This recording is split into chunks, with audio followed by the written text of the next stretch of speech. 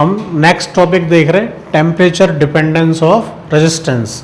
Temperature dependence में क्या होगा, देखो हमने ये पढ़ा था। तो सबसे पहले हम बात कर रहे हैं इन केस ऑफ मेटल्स, और हम कह सकते हैं कंडक्टर्स। ठीक है, तो यहां हमने ये देखा था कि रो इज इक्वल टू क्या था, m upon n e square tau. ये फॉर्मूला था रेजिस्टिविटी का। तो हमने ये कहा था कि if temperature increases, temperature increase होगा, देन रेजिस्टिविटी ऑल्सो इंक्रीजेस। अब ये तो हमें पता लग गया कि टेम्परेचर बढ़ने से रेजिस्टिविटी बढ़ेगी, लेकिन किस फॉर्मूले के अकॉर्डिंग हम उसको फाइंड आउट करेंगे। तो वो होगा कि लेटस रो नॉट है इनिशियल रेजिस्टिविटी, और इनिशियल टेम्परेचर हमने ले लिया टी नॉट। टी नॉट होगा 0 डिग्री सेल्सियस। ठीक है, उसके बाद हमें किसी टेम्परेचर टी पे तो हमें निकालना है रेजिस्टिविटी एट टेम्परेचर टी। तो उसके लिए जो फॉर्मूला हम इस्तेमाल करते हैं वो होता है rho t is equal to rho nought 1 plus alpha t minus t nought. तो इस फॉर्मूले के अकॉर्डिंग हम ये पता कर लेंगे, इनिशियल रेजिस्टिविटी पता है। अब यहाँ पे ये डिफाइन करना है कि अल्फा क्या है। तो देखो इससे हम ऐसे लिख सकते हैं कि rho t is equal to rho nought plus rho nought alpha delta t. Rho nought को इधर ले आओ, तो rho t minus rho nought is equal to rho nought alpha delta t. तो यहाँ से अल्फ़ा की जो वैल्यू आएगी वो आएगी रो t minus rho not upon rho not into delta t. तो ये आ गया चेंज इन रो, रेजिस्टिविटी में चेंज, अपॉन रो नॉट, और ये आ गया डेल्टा टी। ठीक है, तो ये हो गया 1 by rho not delta rho upon delta T.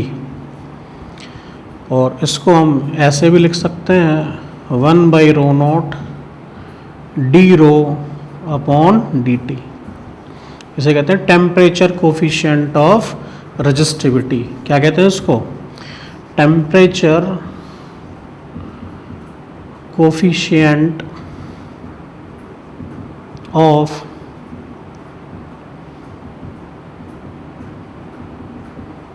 Resistivity. ठीक है, तो इससे हमें ये पता लग जाएगा कि टेम्परेचर बढ़ने के साथ रेजिस्टिविटी किस तरीके से इंक्रीज करेगी। अगर हमें रेजिस्टिविटी पता है तो हमने एक फॉर्मूला ये भी पढ़ा था कि R इज इक्वल टू होता है रो एल बाई ए। तो अगर रेजिस्टिविटी इंक्रीज होगी तो रेजिस्टेंस भी इंक्रीज होगा। तो सेम फॉर्मूला हम रेजिस्टेंस के लिए भी लिख सकते हैं। कैसे लिखेंगे वो मैं आपको लिख के बता रहा हूँ। यहीं पे हम लिखते R t is equal to R nought 1 plus alpha delta t. फिर से हम यही करते, R t is equal to R nought plus R nought alpha delta t. तो ये आ जाएगा R t minus R nought alpha delta t. तो यहाँ से अल्फा की वैल्यू क्या आ जाएगी, R t minus R nought by R nought delta t. तो ये हो जाएगा 1 by R nought delta R by delta t, और ये हो जाएगा 1 by R nought d R by d t. तो ये अल्फ़ा हम यहाँ डिफाइन कर सकते हैं।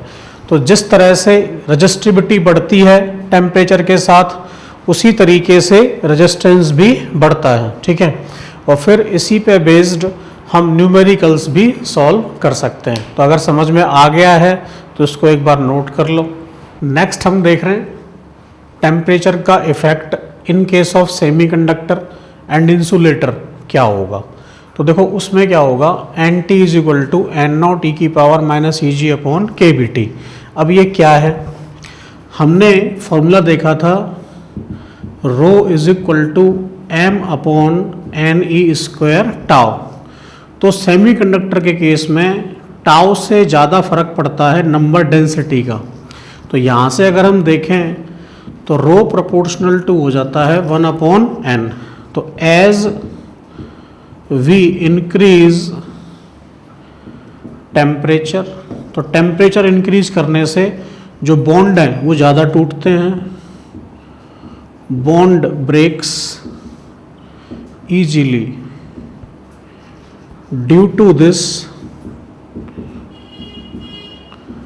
number density increases, और नंबर डेंसिटी इंक्रीज होगी तो रेजिस्टिविटी क्या होगी, दैट्स वाई रेजिस्टिविटी डिक्रीजेस। तो रेजिस्टिविटी जो है वो डिक्रीज करती है, ठीक है। और रेजिस्टिविटी डिक्रीज कर रही है इसका मतलब उनकी कंडक्टिविटी बढ़ रही है। तो ये आपको समझ में यहाँ तक आ गया होगा। अब जो ये फॉर्मूला है वो नंबर डेंसिटी का है कि टेम्परेचर बढ़ने के साथ नंबर डेंसिटी किस तरह से अफेक्ट होगी। तो यहाँ पे क्या होगा, टी बढ़ेगा तो ये एन की वैल्यू बढ़ेगी, लेकिन ई जी क्या है, ई जी होता है एनर्जी गैप। जब हम सेमीकंडक्टर पढ़ेंगे तो हम ये देखेंगे कि दो तरह के सेल होंगे, वैलेंस सेल और कंडक्शन, मतलब बॉन्ड कह दो, बैंड कह दो, ठीक है। तो ये होता है कंडक्शन बैंड, ये होता है बैलेंस बैंड। इनके बीच में जो गैप है इसको कहते हैं एनर्जी गैप। ये हम पूरा डिटेल में डिस्कस करेंगे इन केस ऑफ सेमीकंडक्टर वाली जो यूनिट है वहाँ, ठीक है। फिलहाल सिर्फ आप ये याद रखो कि ई जी होता है एनर्जी गैप, के बी क्या होता है ये हमने 11th में पढ़ा था, ये होता है बोल्ट्जमैन कांस्टेंट, और टी हो गया टेम्परेचर, ठीक है। एन नॉट हो गया number density at 0 degree Celsius, और ये किसी भी टेम्परेचर पे। अब यहाँ से हमें ये पता लग गया कि जो रो है, रो किसके प्रोपोर्शनल है, 1/n के। तो n की ये वैल्यू पुट करोगे तो ये आ जाएगा 1 अपॉन एन नॉट और e की power minus E g by k B T. इसको ऊपर लेके जाओगे तो ये कुछ ऐसा बन जाएगा,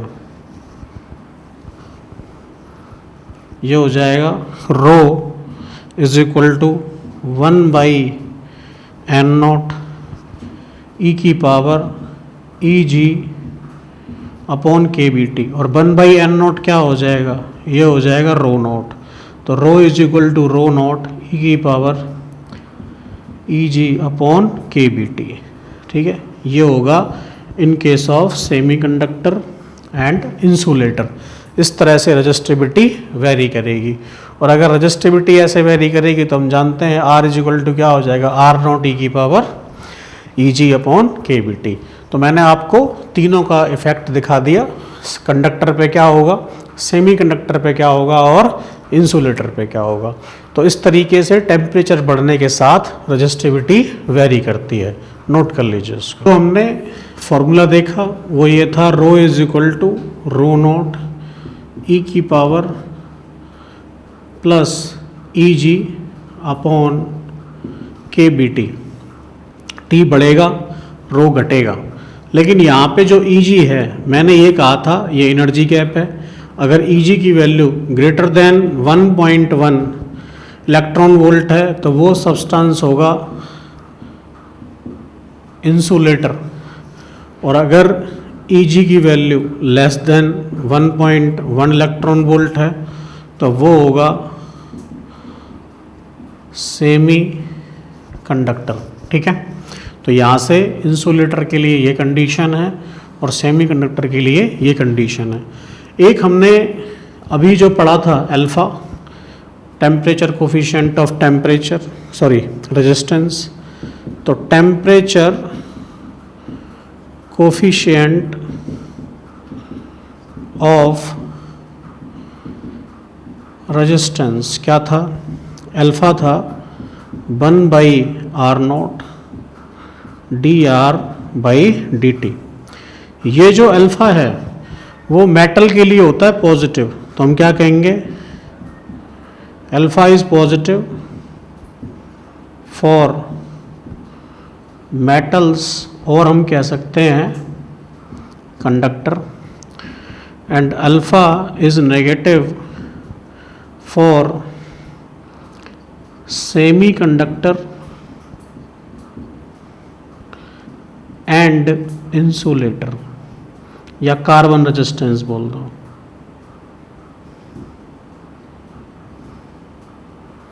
ठीक है, तो ये हो गया अल्फा की बात कि अल्फा कंडक्टर के लिए क्या होगा, पॉजिटिव, और अल्फा सेमीकंडक्टर और इनके लिए क्या होगा, नेगेटिव। तो आई होप ये आपको समझ में आ गया होगा। दूसरा, अब हम देखते हैं effect of temperature on resistance of electrolyte. ठीक है, इलेक्ट्रोलाइट का टेम्परेचर अगर हम बढ़ा दें तो क्या होगा। इलेक्ट्रोलाइट में आयंस होते हैं, तो व्हेन वी इंक्रीज टेम्परेचर, तो जो आयंस के बीच में फोर्स होता है, तो फोर्स बिटवीन आयंस क्या होगा, वो डिक्रीज होगा। तो फोर्स बिटवीन आयन डिक्रीज, और फोर्स डिक्रीज होगा तो अब आयंस पे फोर्स कम लगेगा तो वो फ्रीली मूव कर सकते हैं। ठीक है, सो आयंस मूव मोर फ्रीली, और ज़्यादा मूव करने लगेंगे, और ज़्यादा मूव करेंगे more freely means resistivity decreases, conductivity increase. ठीक है, तो इसका मतलब क्या हुआ कि if temperature increases, resistance decreases. ठीक है, रेजिस्टेंस डिक्रीजेज ऑफ इलेक्ट्रोलाइट। ठीक है, तो ये आई होप आपको समझ में आ गया होगा। नहीं आया हो तो वीडियो को एक बार फिर से देख लीजिए। ठीक है, और कोई डाउट है तो आप वो मेरे से पूछ लीजिए।